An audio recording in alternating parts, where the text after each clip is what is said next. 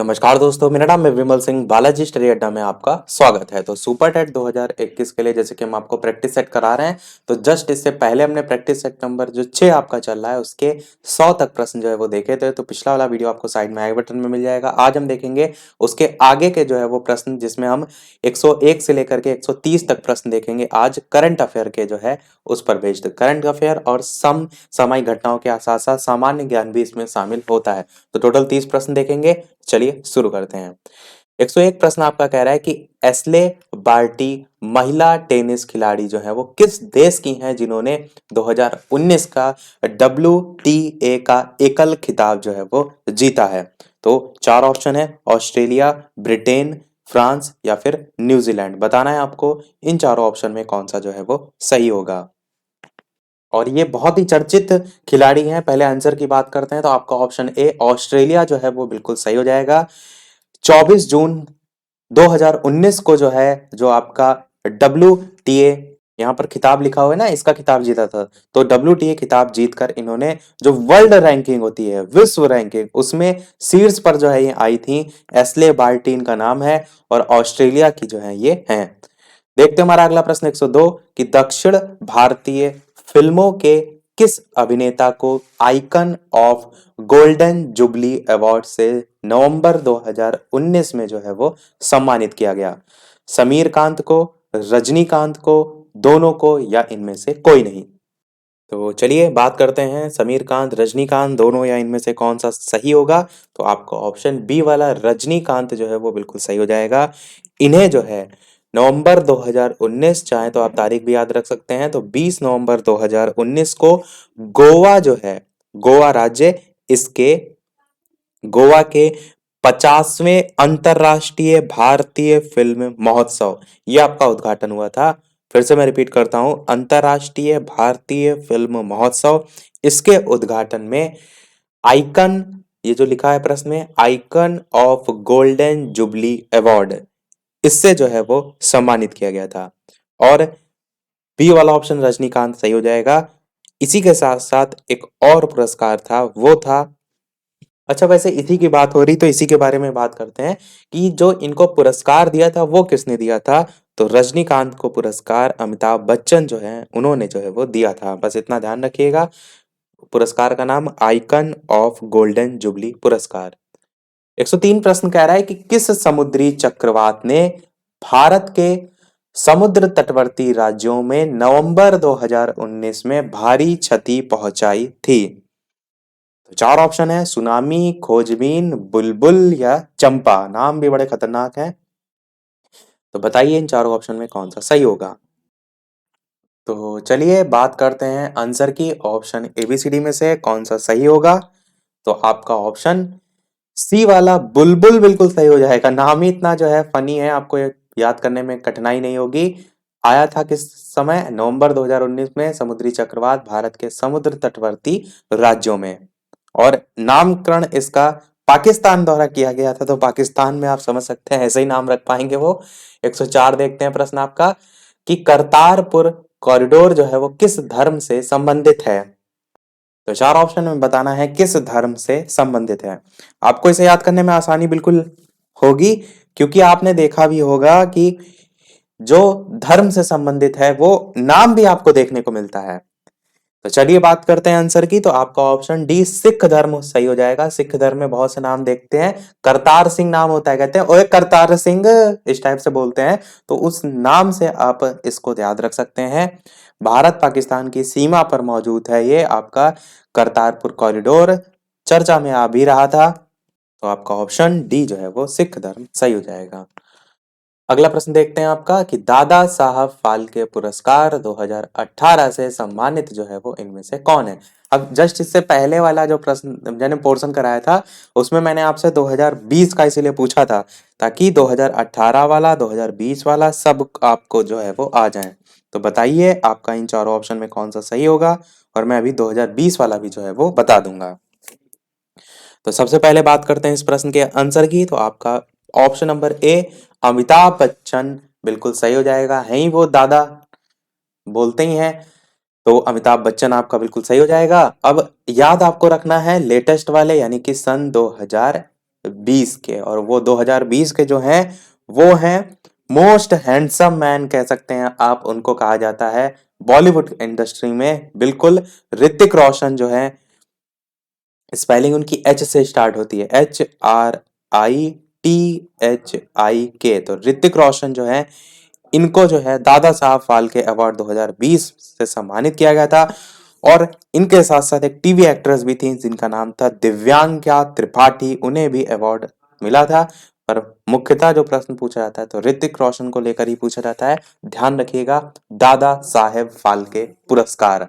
थोड़ा सा ऐसे भी देख सकते हैं ना कि दादा है पूरी बॉलीवुड इंडस्ट्री के एकदम मतलब मोस्ट हैंडसम, तो उसी से ही आप थोड़ा सा नाम इनका जोड़कर याद रख सकते हैं, दादा साहब फाल्के पुरस्कार। 106 प्रश्न कह रहा है कि क्विक चोट पुस्तक के लेखक जो है वो कौन है। अब चार ऑप्शन है, तो चार ऑप्शन में बताना है आपको, शशि थरूर, सलमान रुश्दी रश्दी, या फिर सुब्रमण्यम स्वामी, या फिर इनमें से कोई नहीं। तो बहुत ही चर्चित व्यक्ति हैं वैसे, जो यहाँ पर आंसर आपका सही है। तो चलिए बात करते हैं आंसर की। पहले हम क्या करते हैं, आपको दिखाते हैं डायरेक्ट पुस्तक का कवर पेज। तो ये देखिए पुस्तक, नाम सलमान रश्दी स्पष्ट तौर पर लिखा हुआ है, और पुस्तक का नाम क्या है, क्विक चोट, इस टाइप से लिखा हुआ है। और ये देखिए एक मैन बना हुआ है, हाथ में पकड़े है इस टाइप से, और एक छोटा सा लड़का है। और ना साइड में देखिए छोटा सा लिखा है द बुकर प्राइज 2019। तो काफी चर्चित पुस्तक थी। तो इसका कवर पेज दिखाने का मेन उद्देश्य क्या था, चीजों को विजुलाइज करने में ज्यादा अच्छा से तरीके से याद होता है। तो देख लीजिए ये पुस्तक है। वापस से लौटते हैं प्रश्न की तरफ। तो आपका आंसर कौन सा सही होगा, आपका ऑप्शन बी वाला सलमान रश्दी है, ये जो है वो बिल्कुल सही हो जाएगा। बढ़ते हैं हमारे अगले प्रश्न 107 की तरफ, जो कि पूछा गया है कि गोल्डन सिटी जो है वो है अमृतसर है, श्रीनगर है, पंजाब है, या फिर पणजी है। इस प्रकार से चार ऑप्शन है, बताना है आपको कि गोल्डन सिटी कौन सी जो है वो है। तो चलिए बात करते हैं आंसर की ऑप्शन एबीसीडी में से। तो आपका ए वाला ऑप्शन अमृतसर जो है वो बिल्कुल सही हो जाएगा। Golden city is also known as Amritsar. 108 प्रश्न देखते हैं। प्रश्न कह रहा है कि भारतीय वायुसेना में अपाचे AH-64E हेलीकॉप्टर को शामिल किया गया था। अपाचे आप जानते हैं बाइक भी आती है, तो उससे थोड़ा सा जोड़ेंगे, याद करेंगे।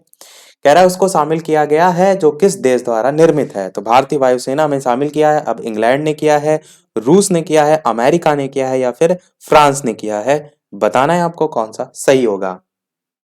तो ऑप्शन एबीसीडी में से कौन सा सही होगा। चलिए पहले बात करते हैं आंसर की, फिर आपको चित्र भी दिखाएंगे कि कैसा है ये वायुयान हेलीकॉप्टर। तो आपका सी वाला ऑप्शन अमेरिका जो है वो बिल्कुल सही हो जाएगा। आपको दिखाते भी हैं कि कैसा है ये आपका जो है हेलीकॉप्टर। ये देखिए आपका हेलीकॉप्टर है, जिसका नाम क्या है, बोइंग AH-64 अपाचे।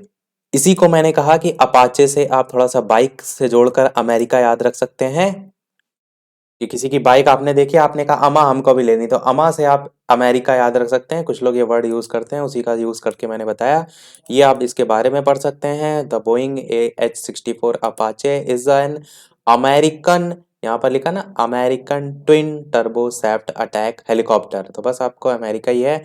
स्पीड वगैरह भी देख सकते हैं। वेट आपका 5165 किलो है, रेंज 476 किलोमीटर है, लेंथ 18 मीटर है। बाकी बहुत ज्यादा डिटेल में आपकी कोई आवश्यकता नहीं है। वापस से चलते हैं प्रश्न पे। अगला प्रश्न आपका कह रहा है कि प्रधानमंत्री मातृ वंदना योजना किससे संबंधित है। पहला ऑप्शन कह रहा है गर्भवती महिलाओं से संबंधित है। दूसरा ऑप्शन कह रहा है स्तनपान कराने वाली माताओं से संबंधित है।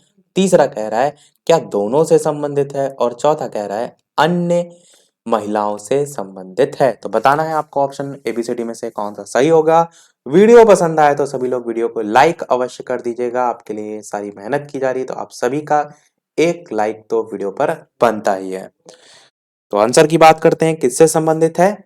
तो आप गर्भवती महिलाओं को भी टिक करेंगे, स्तनपान कराने वाली माताओं से भी टिक करेंगे। सी वाला आपका ऑप्शन ए और बी दोनों जो है वो बिल्कुल सही हो जाएगा।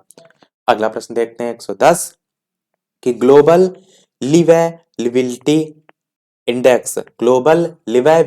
इंडेक्स 2019 की दृष्टि से रहने के लिए सर्वाधिक उपयुक्त शहर जो है वो कौन सा है? सिडनी ऑस्ट्रेलिया है, टोक्यो जापान है, टोरंटो कनाडा या फिर सभी? तो बताना है आपको इस रिपोर्ट के अकॉर्डिंग कौन सा सही होगा। तो चलिए बात करते हैं फिर आंसर की। तो ये जो ग्लोबल लिवेबिलिटी इंडेक्स है, इसमें कुल 140 ऐसे देश हैं जिनको रैंकिंग प्रदान की गई है। देश नहीं, शहर। 140 ऐसे शहर हैं जिनको रहने की स्थिति के आधार पर रैंकिंग जो है वो प्रदान की गई है, जिसमें पहले नंबर पर इस सूची में कौन रहा है? तो वियना, जो कि ऑस्ट्रिया में आता है। नाम ध्यान रखिएगा, पहली रैंकिंग अधिकतर जब भी पूछी जाती है तो पूछी जाती है वियना, जो कि ऑस्ट्रिया में आता है। इसको फर्स्ट नंबर मिला है लगातार दूसरे वर्ष। इससे पहले भी इसी को मिला था और इस बार भी इसी को मिला है। आंसर की बात करते हैं तो यहाँ पर जो उपयुक्त सर्वाधिक उपयुक्त शहर है उसमें ये तीनों ही आएगा। तो ये आंसर आपका ऑप्शन डी वाला उक्त सभी जो है वो बिल्कुल सही हो जाएगा।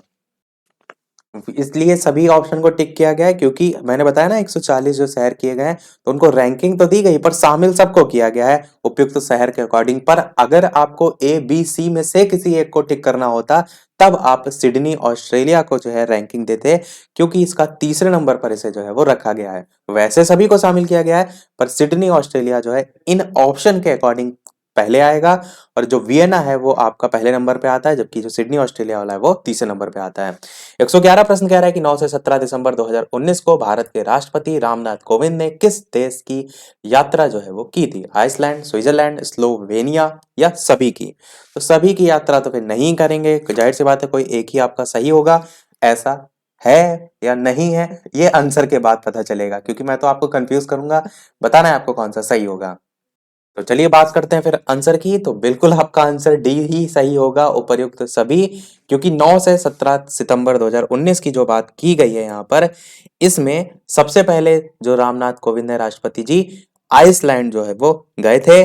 उसके बाद स्विट्जरलैंड गए थे और उसके बाद सबसे लास्ट में 15 सितंबर को स्लोवेनिया जो है वहां पर पहुंचे थे, और 17 दिसंबर सितंबर जो है इसको वापस लौट आए। तो तीनों ही देश की यात्रा की थी।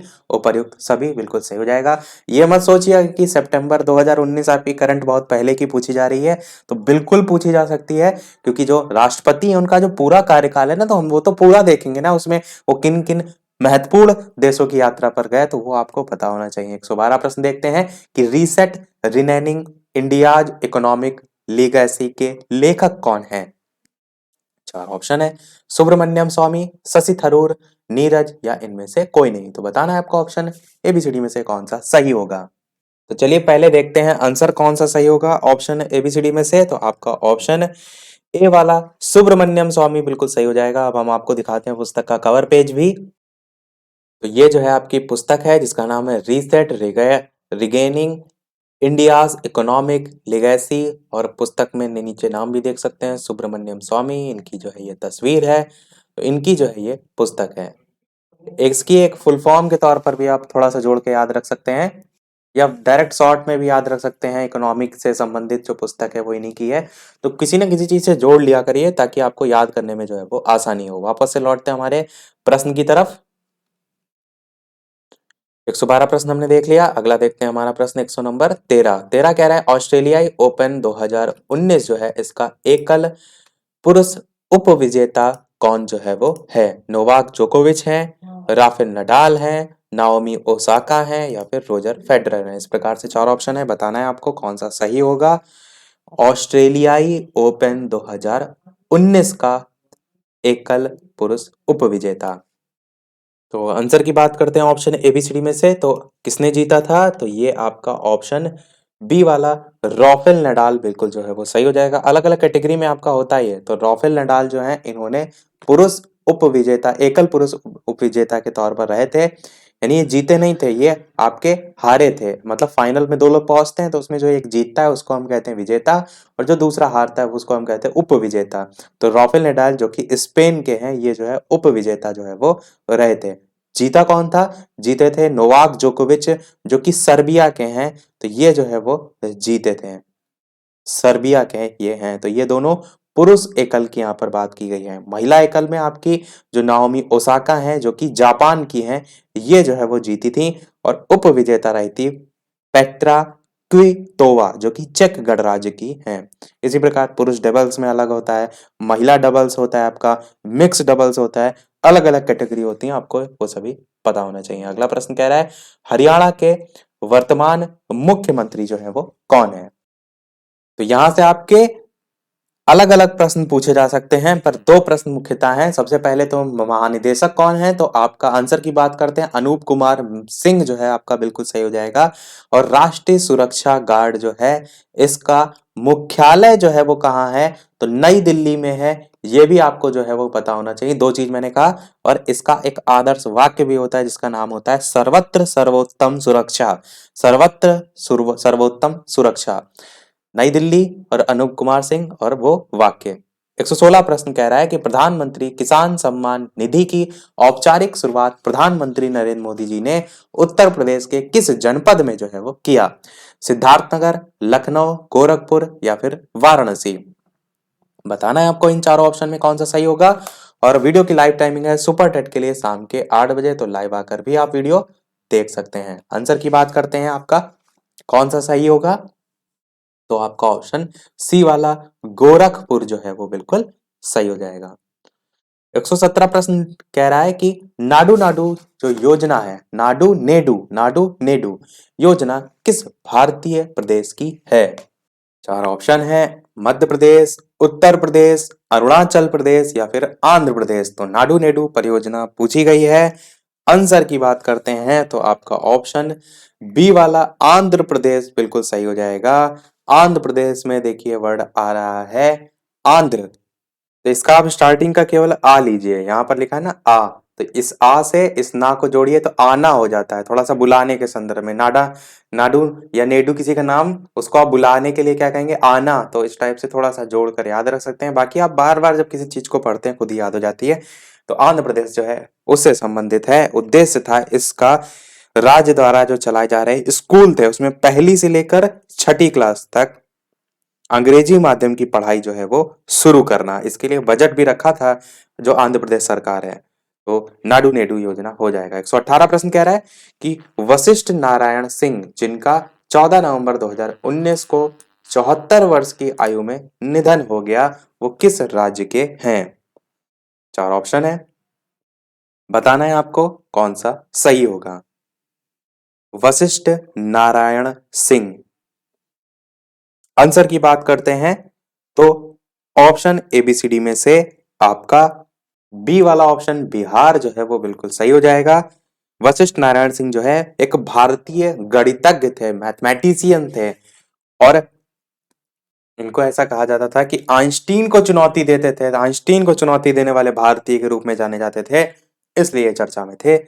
119 प्रश्न कह रहा है कि G20 का छठा संसदीय शिखर सम्मेलन का आयोजन नवंबर 2019 में कहां पर किया गया। टोक्यो में किया गया, बीजिंग में किया गया, मॉस्को में किया गया या फिर न्यूयॉर्क में किया गया। तो चलिए बात करते हैं फिर आंसर की ऑप्शन एबीसीडी में से। तो आपका ए वाला ऑप्शन टोक्यो जो है वो बिल्कुल सही हो जाएगा। जो लोकसभा अध्यक्ष हैं इस समय जिनका नाम है ओम बिड़ला, उनके नेतृत्व में एक भारतीय संसदीय प्रतिनिधि मंडल जो है उसको जापान के लिए भेजा गया था, जो कि टोक्यो में आयोजित जो G20 देशों के छठवे, जो यहाँ लिखा ना छठा संसदीय शिखर सम्मेलन जो है इसका आयोजन जो है वो किया गया। 120 प्रश्न देखते हैं कि 19वां एशियाई खेल 2022 में कहाँ होगा। ये प्रश्न मैंने आई थिंक आपसे पूछा था एक बार, तो अच्छा प्रश्न है, महत्वपूर्ण प्रश्न है। चार ऑप्शन है, बताना है आपको Nagoya Japan, Birmingham Britain, Lausanne Switzerland या फिर हैंगजू चीन। बताना है आपको कौन सा सही होगा। आंसर की बात करते हैं तो प्रश्न मैंने बताया है, उम्मीद करते हैं किसी का गलत नहीं होगा। तो आपका ऑप्शन डी वाला हैंगजो चीन जो है वो सही हो जाएगा। इसे हांगजो करके भी लिखा रहता है कहीं कहीं, लिख भी इसलिए मैं दे रहा हूं ताकि कंफ्यूज ना हो आपको। हांगजो और यहाँ पर बिंदी, तो ये शहर का नाम है जो कि चीन के अंतर्गत आता है। 19वां एशियाई खेल 2022 में चीन में आयोजित किया जाएगा, ध्यान रखिएगा। और कब से कब तक, तो 10 से 25 सितंबर 2022 में आयोजित जो है वो किया हो जाएगा। चीन में अगर बात करें तो इससे पहले भी आपके जो है 2 बार एशियाई खेल हो चुके हैं, तो आयोजित होने वाला ये तीसरा एशियाई खेल जो है वो होगा। कब कब हुए, इससे पहले 1990 में बीजिंग में जो है वो हुए थे एशियाई खेल, और 2010 में भी हुए थे, तो ग्वांगझोउ नाम का जो शहर है उसमें जो है वो हुए थे। देखते हैं हमारा अगला प्रश्न 121 कि हैदराबाद किस राज्य की राजधानी है? कर्नाटक की है, त्रिपुरा की है, मणिपुर की है, या इनमें से कोई नहीं। चार ऑप्शन है, बताना है कौन सा सही होगा। तो आप सभी जानते हैं हैदराबाद किस राज्य की राजधानी है। आंसर की बात करते हैं, तेलंगाना की राजधानी है। तो तीनों ही ऑप्शन में नहीं दे रखा है, डी वाला ऑप्शन कोई नहीं जो है वो बिल्कुल सही हो जाएगा। अगला देखते हैं प्रश्न 122 कि देश में गुणवत्तापूर्ण जो शिक्षा है उसको बढ़ावा देने के उद्देश्य से किसकी शुरुआत जो है वो की गई? ऑपरेशन डिजिटल बोर्ड की, गर्ल्स प्रोग्राम की, दीक्षा आरंभ की, या फिर समावेशन कार्यक्रम की। तो इस प्रकार से चार ऑप्शन है, बताना है आपको कौन सा सही होगा। चलिए बात करते हैं फिर आंसर की, कौन सा सही होगा चार ऑप्शन में। तो पहला ही ऑप्शन ऑपरेशन डिजिटल बोर्ड जो है वो सही हो जाएगा, जो कि गुणवत्तापूर्ण शिक्षा को बढ़ावा देने के उद्देश्य से जो है वो शुरू किया गया। अगला देखते हैं प्रश्न 123। प्रश्न कह रहा है कि पटेलिया, डाफर और टोडिया ये कहाँ की जनजातियां हैं? हिमाचल प्रदेश की हैं, या फिर गुजरात की हैं, या फिर आंध्र प्रदेश की हैं, या फिर कर्नाटक की हैं। तो इस प्रकार से चार ऑप्शन है, बताना है आपको कौन सा सही होगा। चलिए बात करते हैं आंसर की। तो आपका ऑप्शन बी वाला गुजरात बिल्कुल सही हो जाएगा, गुजरात राज्य की जनजातियां हैं। 124 प्रश्न आपका देखते हैं कि राष्ट्रीय खनिज नीति 2019 को कब मंजूरी जो है वो प्रदान की गई। महत्वपूर्ण प्रश्न है क्योंकि ये पूछा भी जा चुका है आपसे डीएलएड के लेवल में, आपको याद है चतुर्थ या किसी सेमेस्टर में आया था। चार ऑप्शन है, 28 जनवरी, 27 मार्च, 28 फरवरी, या 26 जून। बताना है आपको कौन सा सही होगा। राष्ट्रीय खनिज नीति 2019, और जो प्रश्न पूछा गया था उसमें सन से रिलेटेड पूछा गया था, तो यहाँ पर तो तारीख पूछी गई। चलिए बात करते हैं आंसर की। तो आपका ऑप्शन सी वाला 28 फरवरी बिल्कुल सही हो जाएगा। तो केंद्रीय जो मंत्रिमंडल है उसने राष्ट्रीय खनिज नीति 2019 जो है इसको मंजूरी दी थी। कब दी थी? तो 28 फरवरी को जो है वो दी थी। अगला प्रश्न 125 कह रहा है कि पूर्व का पेरिस जो है वो किसे कहा जाता है? जयपुर को कहते हैं, गुजरात को कहते हैं, श्रीनगर को कहते हैं, या फिर पटना को कहते हैं। अच्छा प्रश्न है क्योंकि सामान्य ज्ञान के भी आपके इसमें प्रश्न शामिल है ना, इसीलिए इस टाइप का प्रश्न जो है वो पूछा गया है। पूर्व का पेरिस किसे कहा जाता है? तो चलिए बात करते हैं आंसर की ऑप्शन एबीसीडी में से। तो आप ध्यान रखिएगा, ऑप्शन नंबर ए जयपुर राज्य बिल्कुल सही हो जाएगा। पूर्व का पेरिस इसे कहते हैं। थोड़ा सा अगर ध्यान देंगे तो जयपुर में लास्ट में जो पुर आ रहा है, यही पुर से ही पूर्व, आपका जो पूर्व में स्टार्टिंग में वा, पूर्व को आप संधि विच्छेद करेंगे तो स्टार्टिंग में पुर और वा अलग अलग ही आएगा। तो जयपुर से थोड़ा सा ऐसे जोड़ के आप याद रख सकते हैं, जयपुर पूर्व, जयपुर पूर्व। तो पूर्व का पेरिस इसी को कहा जाता है। 126 प्रश्न देखते हैं कि भारत और फ्रांस की नौसेनाओं के संयुक्त अभ्यास का कूट नाम जो है वो क्या है? यहां से प्रश्न बहुत पूछा जाता है हर साल कि अलग अलग जो दो देश हैं उनके बीच की जो सेनाएं हैं उनका जो अभ्यास है उनको कुछ ना कुछ नाम दिया जाता है, तो उसके संदर्भ में। तो चार ऑप्शन है, बताना है F index 9, Varun 2019, Sampriti second, या मूर्जा 1। कौन सा जो है वो सही होगा। तो चलिए बात करते हैं फिर आंसर की ऑप्शन एबीसीडी में से कौन सा सही होगा। तो भारत और फ्रांस की जो नौसेनाओं के मध्य हुआ था उसे वरुण 2019 का नाम जो है वो दिया गया था। तो ध्यान रखिएगा, महत्वपूर्ण है। और थोड़ा सा ट्रिक से अगर जोड़ना चाहें तो जो भारत है वो, या वहां से कोई वरुण ग्रह पर गया और वहां पर जाके क्या हो गया, वो फंस गया। तो फंस से फ्रांस, वरुण से वरुण ग्रह, और फ्रांस से फ्रांस। तो कभी भी भारत और फ्रांस पूछेगा तो अब फंस गया भारत इस टाइप से वरुण ग्रह पर जाकर, तो वरुण 2019 याद रख सकते हैं। देखते हैं हमारा 127 प्रश्न कि राष्ट्रीय कबीर सम्मान 2017 किसे प्रदान किया गया? नरेश सक्सेना को, कैलाश चंद्र शर्मा को, विनोद खन्ना को, या फिर इनमें से कोई नहीं। तो यहाँ पर जो आंसर होगा पहले उसकी बात करते हैं। तो ऑप्शन एबीसीडी में से नरेश सक्सेना जो है आपका बिल्कुल सही हो जाएगा। ये एक लोकप्रिय हिंदी भाषा अनुकरण कलाकार हैं, कविता पाठक हैं, और राष्ट्रीय फिल्म पुरस्कार साल जो 1992 है उसमें इनको मिला था। हिंदी साहित्य सम्मेलन का सम्मान इन्हें मिला था, तो इसीलिए इन्हें राष्ट्रीय कबीर सम्मान 2017 का दिया गया था। परंतु आपको याद रखना है थोड़ा सा लेटेस्ट में, तो 2017 के बाद आपका 2018 का मिला था, जो कि मिला था गोरटी वेकन्ना को। नाम मैं यहाँ पर लिख देता हूं, गोरटी और वेकन्ना, ये जो है आपका पुरस्कार इन्हें 2018 का मिला था। तेलुगु कवि हैं ये गोरटी वेकन्ना, इसको इन्हीं इसलिए इनको जो है वो मिला था, हिंदी भाषा में अपना जो योगदान दिया था उसके लिए। तो 2019 का ही इसे आप मान सकते हैं, 2018 में घोषणा हुई थी फिर मिला था, तो लेटेस्ट में अभी तक इन्हीं का चल रहा है। 128 प्रश्न देखते हैं कि दो लोग पुस्तक के रचनाकार जो है वो हैं अमिताभ घोष, गुलजार, चेतन भगत या लीसा सी। इस प्रकार से चार ऑप्शन है, बताना है आपको कौन सा जो है वो सही होगा।